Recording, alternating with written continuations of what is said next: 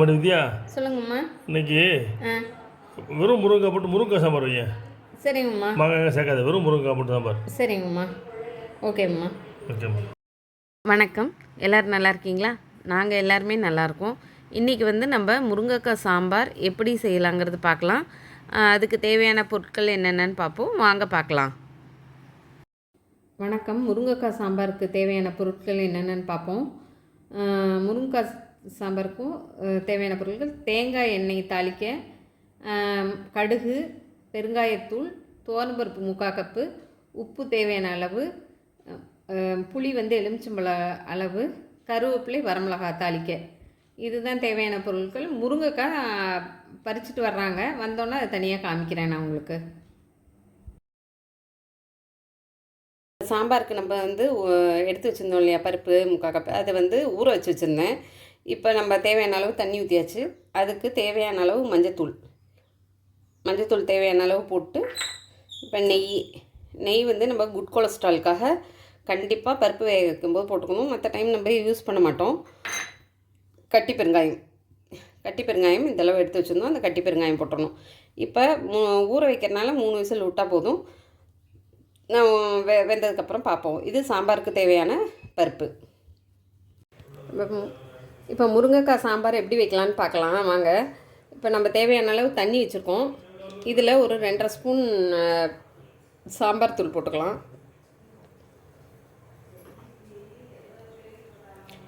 மஞ்சத்தூள் தேவையான அளவு, பெருங்காயத்தூள் கொஞ்சம்.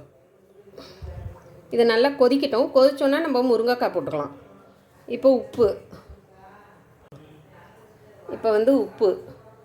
உப்பு தேவையான அளவு போட்டேன். இப்போ சாம்பார் தூள் நல்லா பச்சை வாசம் போகிற அளவுக்கு நல்லா கொதிச்சிருச்சு. இப்போ நம்ம முருங்கைக்காவை போட்டுடலாம். நறுக்கி வச்ச முருங்கைக்காவை போட்டாச்சு. இப்போ கொஞ்சோண்டு கருவேப்பிலையை போட்டால் சாம்பார் நல்லா வாசமாக இருக்கும். பச்சையாக போட்டுடலாம், நல்லாயிருக்கும். இந்த சாம்பாருக்கு, முருங்கைக்காய் சாம்பாருக்கு தக்காளி, பச்சை மிளகா, வெங்காயம் இதெல்லாம் எதுவுமே கிடையாது. நம்ம கொஞ்சம் கருவேப்பிலையை போட்டுடலாம். இப்போ நல்லா கொதித்து இந்த வேகட்டும். வெந்தோன்னா பருப்பு, புளி ஊற்றிடணும். இந்த சாம்பாருக்கு, முருங்கைக்காய் சாம்பாருக்கு, சாம்பார் வச்சு முடித்ததுக்கப்புறம் தான் தாளிக்கணும். இது வேகட்டும், நம்ம அப்புறம் பார்ப்போம். இப்போ முருங்கைக்காய் நல்லா வெந்துருச்சு. இப்போ நம்ம பருப்பு எடுத்து ஊற்றிக்கலாம்.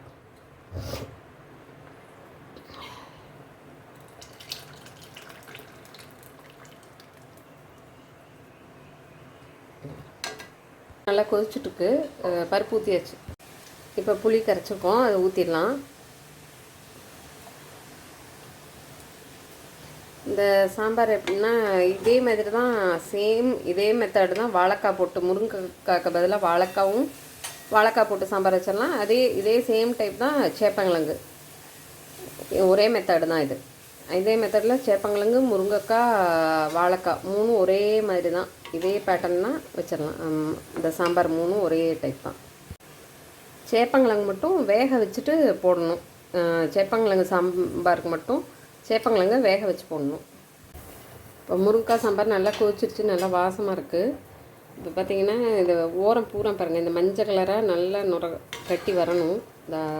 அந்த மாதிரி வந்தால் தான் டேஸ்ட் நல்லாயிருக்கும். இப்போ இதை பாத்திரம் மாற்றி நம்ம தாளித்து கொட்டிடலாம்.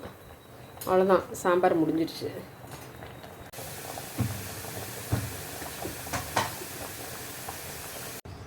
முருங்கைக்காய் சாம்பார் தேங்காய் எண்ணெயில் தாளித்தா தான் நல்லாயிருக்கும். இப்போ எண்ணெய் சுட்டுருச்சு, இந்த கடுகு போட்டுருவோம்.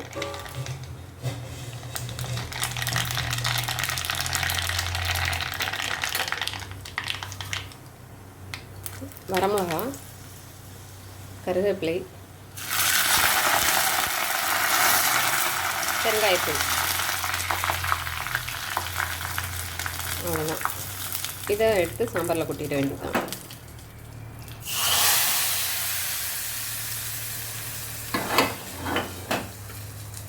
முருங்கைக்காய் சாம்பார் ரெடி. முருங்கைக்காய் சாம்பார் முடிஞ்சிடுச்சு. இந்த வீடியோ நான் சமைச்ச முறை உங்களுக்கு பிடிச்சிருக்குன்னு நினைக்கிறேன். நீங்கள் வீட்டில் செஞ்சு பாருங்கள். பார்த்துட்டு கமெண்ட்டில் சொல்லுங்கள். ரொம்ப தேங்க்ஸ் வீடியோ பார்த்ததுக்கு. லைக் பண்ண எல்லாருக்கும் நன்றி. சப்ஸ்கிரைப் பண்ண எல்லாருக்கும் நன்றி. சப்ஸ்கிரைப் பண்ணாதவங்க சப்ஸ்கிரைப் பண்ணுங்கள். தேங்க்யூ.